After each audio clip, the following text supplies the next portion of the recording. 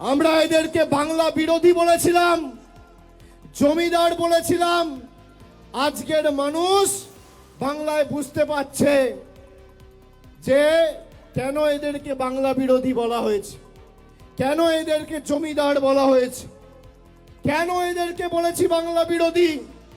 তার কারণ শুধুমাত্র বাংলার প্রকল্প নয়, বাংলার রাস্তা, বাংলার বাড়ি, গরিব মানুষের 100 দিনের পারিশ্রমিক, 100 দিনের কাজের বরাদ্দই বন্ধ নয়।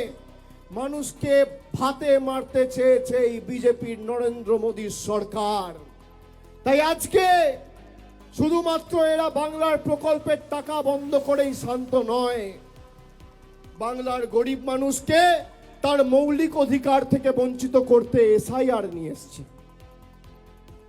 এরা নিয়ে এসছে এসআইআর, আর মানুষ গণতান্ত্রিকভাবে ভোটের বাক্সে জবাব দিয়ে করবে এদের বিরুদ্ধে এফআইআর।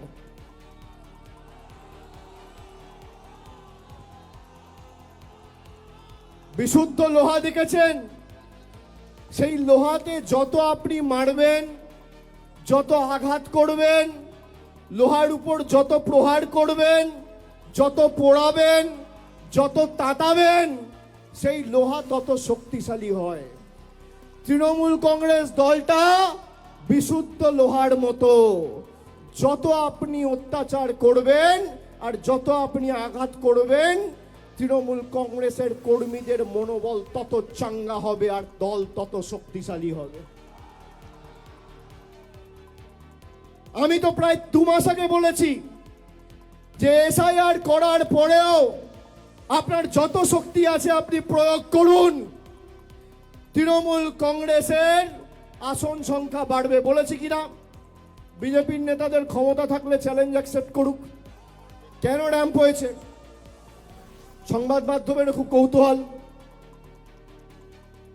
যারা এসছেন আপনাদের কৌতূহল, সোশ্যাল মিডিয়ায় অনেকের কৌতূহল।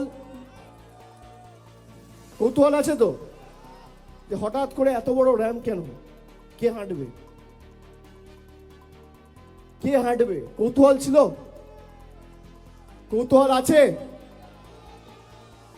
এই র্যাম্পে আজকে আমি 3 জন ভূতকে হাঁটাবো, 3টে ভূত আপনারা দেখবেন। 3 জনকে নিয়ে আসুন। আমি কেন র্যাম্প করিয়েছি আপনাদের দেখানোর জন্য। আগে দেখুন,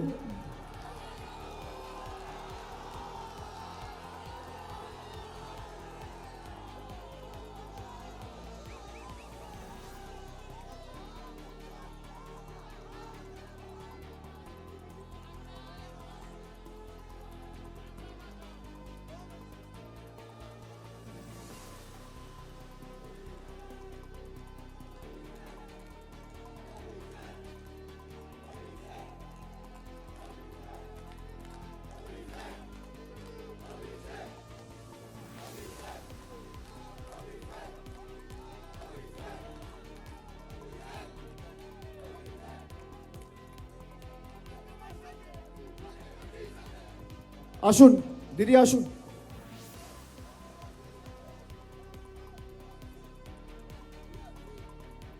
এখানে 2 জন ভদ্রলোক আছে, 1 জন ভদ্রমহিলা আছে। সবাই দেখতে পাচ্ছেন?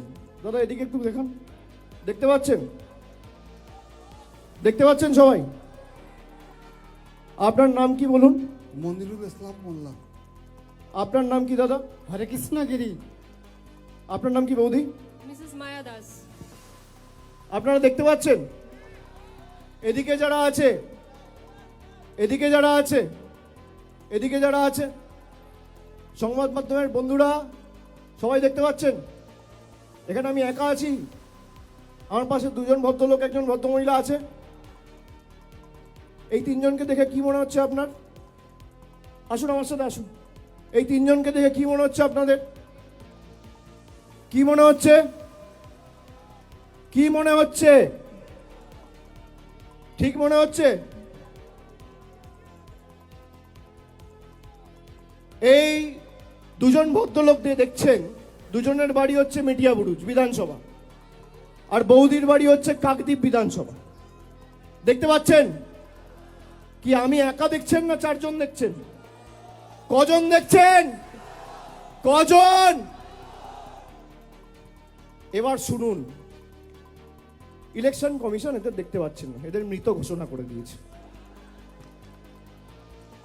এই জন্য আমি রাম মানিয়েছি। আর এরকম 3-4টে কেস না, খালি দক্ষিণ 24 পরগনা জেলায় 24 জন রয়েছে যারা জীবন্ত বহাল তবিয়তে রয়েছে, কিন্তু এদের দেখিয়ে দিয়েছে মারা গেছে।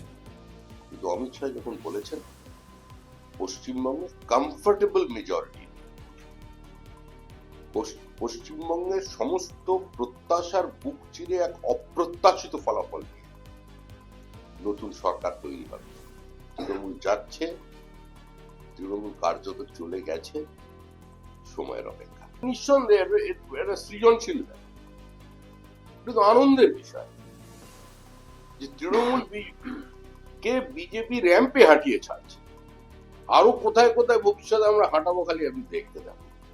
এর আগে র্যাম্পে হাঁটতে হাঁটতে ক্যান্ডিডেট ছেড়ে দিয়েছিলেন, এবার র্যাম্পে হাঁটছেন, তারপরে আবার কোন রাস্তায় হাঁটবেন দেখুন। তবে হাঁটাবো আমরাই, ভাঙবো, গড়বো, নড়বো, যা কিছু হওয়ার সেটা বিজেপির মাধ্যমেই হবে, এটা নিশ্চিন্ত থাকুন। যাওয়ার আগে মানুষ একটু হাঁটে। সোনার বাংলা কিনে আমি জানি না, তবে ত্রিপুরার আসামের দিকে তাকান আর পশ্চিমবঙ্গের সঙ্গে তুলনা করুন এই মুহূর্তে, আমার মনে হয় ত্রিপুরাবাসী বলে দেবে আর আসামবাসী বলে দেবে, কিন্তু দৃশ্যমানতায় আছে। আজকে ত্রিপুরায় গত 5 বছরে যে উন্নয়ন, ত্রিপুরা সরকার এবং কেন্দ্র সরকারের সমন্বয়, আসামের যা ইনফ্রাস্ট্রাকচারের ডেভেলপমেন্ট, তার পাশে পশ্চিমবঙ্গ কোথায়? অনায়াসে এই কাজ পশ্চিমবঙ্গে করা যেত, কারণ পশ্চিমবঙ্গে যেটা হচ্ছে সেটা রাজনীতি, কেন্দ্রের সঙ্গে সমন্বয় করতে হবে, সংঘর্ষ নয়।